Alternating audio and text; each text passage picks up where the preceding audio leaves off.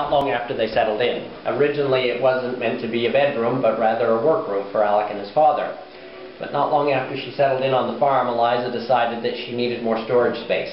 This house really didn't have a lot of space for the storage of all of the big trunks and suitcases that had brought their things from Scotland. So she took a bedroom upstairs and made use of it for that purpose. Alec then decided to make this his bedroom and study, at least when he was home during the summer months. And it was in this room that he first revealed his ideas for the telephone to his father on July 26, 1874.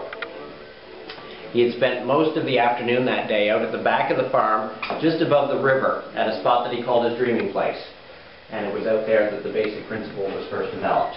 So it was on that date that he recorded the invention of the telephone.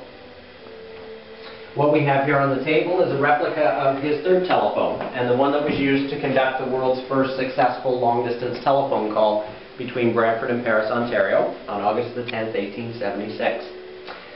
On the left is the transmitter, on the right is the receiver, and on the far left is what's known as the triple mouthpiece, which was made for Alec by a tinsmith here in town so that more than one person could speak into the transmitter altogether. This particular telephone was tested on 3 separate occasions here in Brantford. The first on August the 3rd on a 5-mile telegraph line between Brantford and Mount Pleasant, strictly to test the line to make sure it would work with his equipment. Before he came home for the summer, he had already tried a long-distance test down in the United States, which failed publicly. So he didn't want to try that again. He wanted to make sure everything would work before he did anything on a more public scale.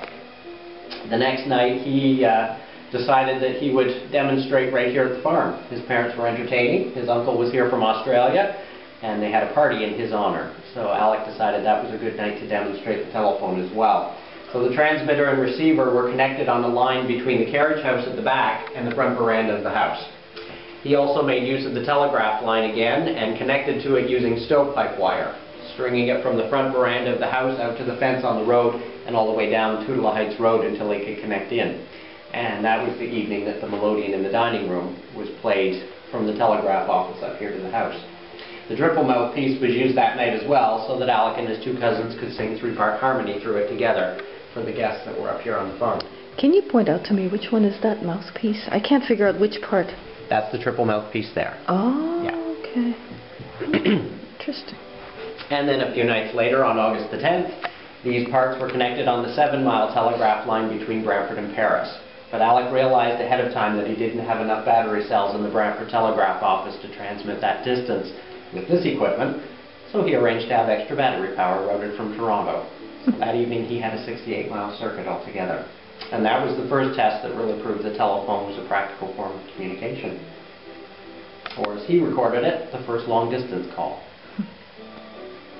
And then up on the wall shelves here at the back is another of Mrs. Bell's paintings there at the top. This time one of her miniatures painted on ivory and a portrait of Shakespeare.